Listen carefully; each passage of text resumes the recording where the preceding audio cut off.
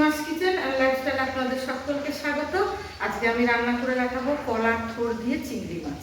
কিভাবে সহজ পদ্ধতিতে রান্না করব আর রেসিপিটা খুব সুস্বাদু হবে। আপনারা দেখতে থাকুন। ভিডিওটি ভালো লাগলে সাবস্ক্রাইব করে আমাদের পাশে থাকবেন। আর রান্নাটা শুরু করছি। চিংড়ি মাছগুলো ভাজা হয়ে গেছে। এই চিংড়ি মাছ ভাজার তেলে আমি ফোড়নগুলো দিয়ে দিচ্ছি। শুকনো লঙ্কা, একটা তেজপাতা, কালো জিরে,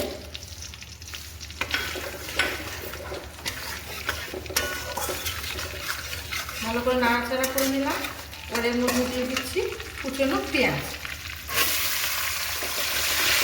পেঁয়াজটা একটু ভাজা ভাজা করে নেব। ভাজা হয়ে গেছে, এবার দিয়ে দেবো একটা একটা মশলা। এখানে আদা বাটা দিয়ে দিচ্ছি 1 চামচ, হলুদ গুঁড়ো 1 চামচ, জিরে গুঁড়ো 1/2 চামচ, ধনে গুঁড়ো 1/2 চামচ, কাশ্মীরি লঙ্কার গুঁড়ো 1/2 চামচ, 3টে কাঁচা লঙ্কা, আর দিয়ে দেবো স্বাদ মতো লবণ। আর আমি থোড় আলু সিদ্ধর সময় লবণ দিয়েছি, সেটা এখানে অল্প পরিমাণ লবণ দিলাম।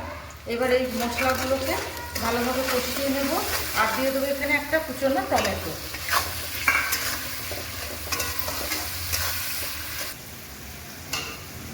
মশলাগুলো খুব ভালোভাবে কষানো হয়ে গেছে।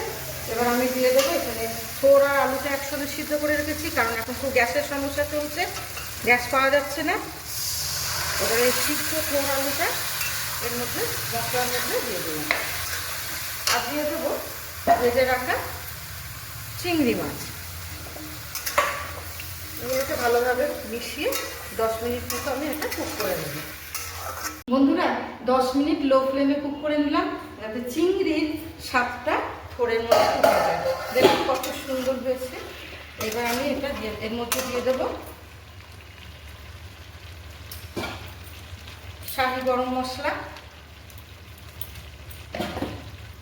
তরকারির স্বাদটা আরও বাড়ানোর জন্য সামান্য চিনি, 1 চামচ ঘি দিয়ে ভালোভাবে মিশিয়ে নেব। এই একটা রেসিপি থাকলে আর কোনো তরকারি দরকার লাগবে না। গরম গরম ভাতের সঙ্গে একদম জমে যাবে। দেখুন কত সুন্দর কালারটা এসছে। ঠিক এইভাবে একবার রান্না করে খেয়ে দেখবেন, অবশ্যই আপনাদের খুব ভালো লাগবে।